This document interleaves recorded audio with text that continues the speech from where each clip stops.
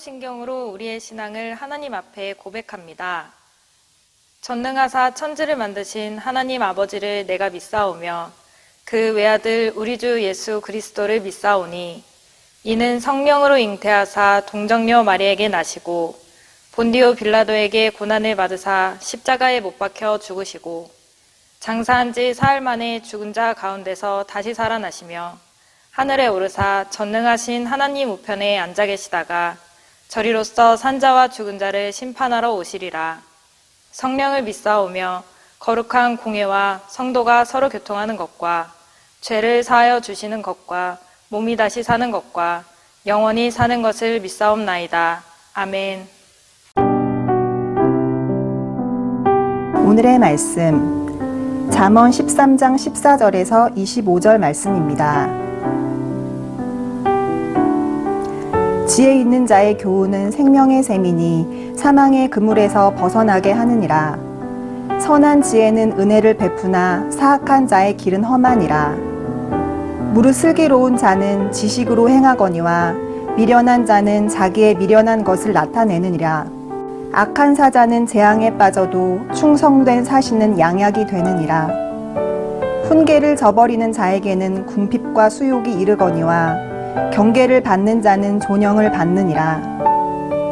소원을 성취하면 마음에 달아도 미련한 자는 악에서 떠나기를 싫어하느니라.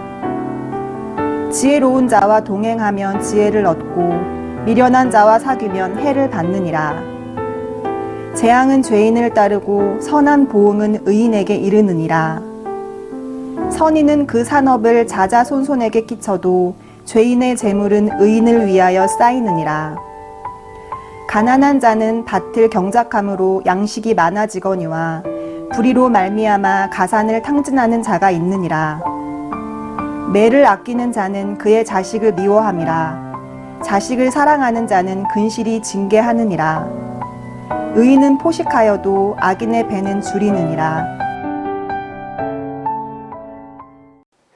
오늘은 지혜가 주는 유익이라는 말씀 제목을 가지고 함께 은혜 나누는 시간 갖도록 하겠습니다. 본문은 잠언 13장 14절에서 25절 말씀입니다. 첫 번째로 지혜로운 자와 동행할 때에 더욱 지혜로운 삶을 살게 됩니다.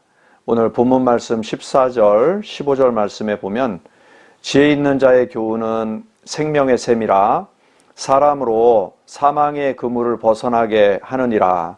선한 지혜는 은혜를 베푸나 사악한 자의 길은 험하니라 라고 말씀해 주고 계십니다. 여기서 지혜 있는 자란 하나님의 말씀을 두려워하고 그것으로 삶의 지침을 삼는 사람입니다. 이러한 사람이 베푸는 교훈은 어떤 것이겠습니까? 잘못된 길을 사는 사람들을 교훈해서 그 길을 떠나게 하고 하나님을 경외하는 것이 지혜임을 알도록 가르침으로써 생명과 구원으로 인도하는 교훈을 말씀하고 있습니다.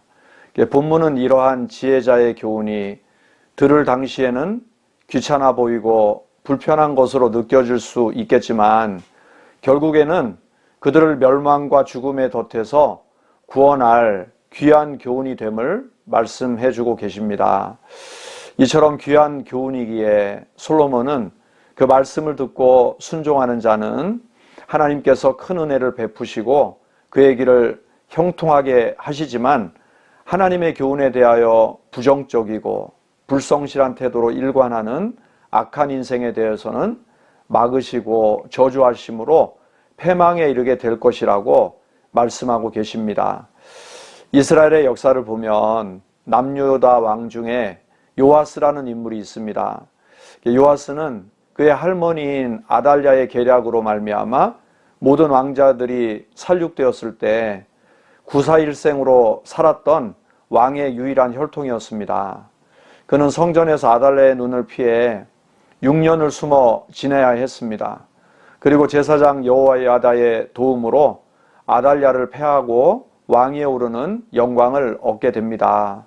그때 그의 나이가 7세였습니다. 그러나 그에게는 영적인 아비이자 지도자인 제사장 여호야다가 있었기 때문에 그는 하나님의 뜻에 합당한 정치를 행하는 성군이 될 수 있었습니다.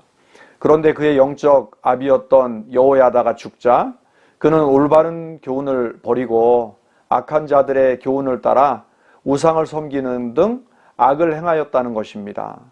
심지어 하나님의 말씀을 대언한 여호야다의 아들 스가랴를 돌로 쳐 죽이는 죄를 범하게 됩니다. 그 결과 아람 군대의 공격을 받고 크게 패하여 노략을 당했을 뿐만 아니라 신복들에 의해 피살되는 비참한 최후를 맞이하게 되었습니다. 이 사건은 바로 지혜자의 교훈을 따르는 삶과 악한 자의 길을 따르는 삶이 어떤 결과를 가져오는지를 우리에게 분명하게 말씀해 주고 있습니다. 이런 것들을 감안할 때 하나님의 말씀의 중요성은 제3 강조되지 않을 수 없습니다. 왜 그렇습니까? 하나님의 말씀이 곧 지혜이며 생명이기 때문입니다. 지혜의 말씀을 떠난 인생은 결코 평탄한 인생을 살 수 없으며 궁극적으로 하나님의 구원을 성취할 수 없게 됩니다. 그렇기에 성도는 하나님의 말씀을 항상 읽고 묵상하고 지켜 행함으로 말씀과 동행하는 삶을 살 때에 승리의 길을 걷게 될 줄로 믿습니다. 우리 하나님 말씀을 가까이 함으로 우리 앞에 놓인 어떤 사망의 그물도 헤쳐나갈 수 있게 되고 사망의 음침한 골짜기를 지날 때에도 빛 되신 하나님의 말씀의 인도함을 받아 안연하고도 평안한 삶을 누리게 될 줄로 믿습니다. 두 번째 지혜가 우리에게 주는 유익은 누구와 교제를 나누느냐에 따라서 우리의 운명이 달라지는데 지혜이신 하나님과 교제할 때에 또 그 지혜를 받은 성도들과 교제할 때에 믿음의 승리가 이루어질 줄로 믿습니다.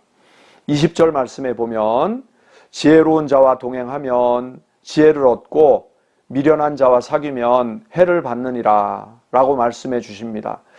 여기서 동행하다라는 말은 단순히 길을 함께 걸어간다는 의미가 아닙니다. 이것은 깊은 교감 속에서 교제를 나눈다는 의미를 가집니다. 다시 말하면 전인격적인 교제와 만남을 의미하고 있는 거죠. 또한 사귀다라는 말은 가축 등을 돌보다라는 의미도 담겨 있습니다. 어떤 대상에게 적극적인 관심을 보이고 그 대상의 사고와 행위에 함께 적극적으로 동참하는 교제를 의미하고 있습니다.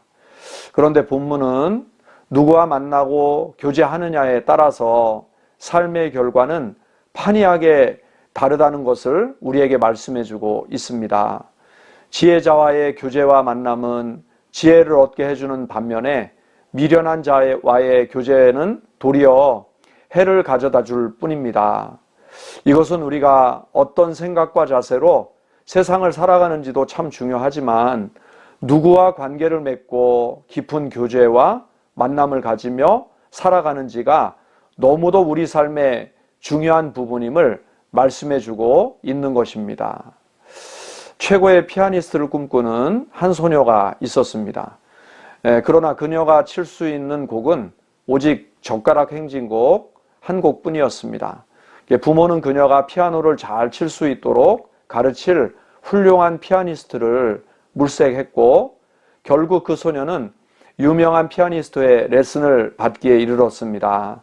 피아니스트의 집을 방문한 소녀는 거실 중앙에 놓여진 피아노를 보자마자 달려가서 그가 칠 수 있는 유일한 곡 젓가락 행진곡을 치기 시작했습니다. 그런데 초라하고 보잘것없는 연주가 계속되었습니다. 그런데 잠시 후 그 소녀가 연주하는 젓가락 행진곡은 귀를 의심할 정도로 아름답게 연주되고 있었습니다. 왜냐하면 소녀 옆으로 다가간 피아노의 대가가 그 연주에 맞추어서 함께 연주를 시작했기 때문이었습니다. 우리가 어떤 배우자를 만나고 친구를 만나고 지도자를 만나느냐에 따라서 보잘것 없고 단조로운 인생이 될 수도 있고 아름답고 고귀한 인생이 될 수도 있다는 것입니다. 그러므로 우리는 경건한 사람들, 지혜로운 사람들, 겸손한 자들과 더불어서 모든 일을 도모하고 그들을 더욱 가까이 하는 삶을 살아가야 할 것입니다. 무엇보다도 하나님을 가까이 함으로 교제할 때에 그것이 우리의 삶을 보호받고 세상에 참지혜를 얻어 진정한 축복의 삶을 살아가는 가장 바른 방법이 될 줄로 믿습니다. 우리 마지막으로 지혜로 마땅히 행할 바를 가르치며 징계하는 것이 참 자식 사랑임을 우리가 잘 깨닫길 바랍니다. 24절 말씀에 보면 매를 아끼는 자는 그 자식을 미워함이라. 자식을 사랑하는 자는 근실히 징계하느니라 라고 말씀합니다. 여기서 매는 이전 개역 성경에는 초달이라는 단어로 사용했습니다. 이 초달은 어린 가지란 의미에서 파생된 단어입니다. 다시 말하면 처벌이나 징계를 위한 막대기를 가리키고 있는 것입니다. 본문은 자녀가 귀하고 사랑스럽다는 이유로 자녀의 죄된 행실을 묵과하거나 징벌하지 않는 것은 자녀를 오히려 미워하는 것이라고 말씀하고 있습니다. 자녀를 징계하지 않는 것은 죄에 대한 양심의 마비를 초래하게 되고 결국 인격적 파탄과 파멸을 가져오게 되는 것입니다. 특히 근실이라는 표현은 착실히 일찍부터 어떤 일을 하다라는 뜻을 담고 있습니다. 자기 자녀를 사랑하는 부모라면 마땅히 어릴 적부터 시의적절하게 꾸준히 자녀의 죄악을 살피고 징계하고 견책하면서 바로잡아 주어야 함을 우리에게 말씀해주고 있습니다. 자녀를 훈육하는 것은 절대로 때를 놓치지 말아야 될 것입니다. 오늘날 가정마다 한 명 내지 두 명의 자식을 두는 것이 대부분이고, 그래서 자식에 대한 부모님들의 관심과 사랑이 때로는 너무나 지나쳐서 그들을 우상처럼 떠받드는 그런 모습들이 오늘 우리 시대에 많은 모습으로 나타나는 것을 볼 수가 있습니다. 자녀들의 모든 요구를 다 들어주면서 그것이 참 사랑인 것처럼 생각하는 것은 잘못된 길의 시작인 것입니다. 잘못된 자녀 사랑으로 인하여 자녀들이 삐뚤어진 인격의 소유자가 되고 있다고 해도 과언이 아닐 것입니다. 자녀를 어떻게 양육하고 계십니까? 지켜야 할 올바른 하나님의 규범과 도덕적 법규를 깨닫게 하고 그것을 지키며 살아가도록 반드시 안내하고 가르쳐 주어야 합니다. 잘못된 성품과 생각을 바로잡도록 돕고 그를 위해서 늘 기도하는 부모가 되시길 바랍니다. 근실한 징계는 아이를 잘못된 길에서 바른 길로 향하게 하고 그 아이의 미래를 밝혀줄 것입니다. 자녀가 소중한 만큼 그들에게 바르고 진실하며 온전한 사랑으로 행하는 부모가 되시길 바랍니다. 어리석은 자와 악한 자는 그 자체가 다른 사람에게 큰 해악이 됩니다. 그들의 형통은 많은 의인을 실족하게 하기에 그러하며 그들의 패망은 또한 다른 사람들에게 큰 피해를 초래하기 때문에 그렇습니다. 사랑하는 성도 여러분, 결코 악하고 어리석은 자들과 깊은 인격적 관계를 맺지 않도록 힘쓰시기를 바랍니다. 그리고 참지혜를 소유하고 악은 모양이라도 모든 모양이라도 버리고 말씀을 따라 살아가므로 하늘의 유익을 얻고 자기 자신뿐만 아니라 이웃에게까지도 선한 영향력을 끼치는 복된 성도로 승리하시기를 주의 이름으로 축복합니다. 같이 기도하시겠습니다. 사랑의 주님, 하나님 은혜와 사랑을 감사드립니다. 새벽을 깨워 하나님 말씀 묵상하고 하루를 시작합니다.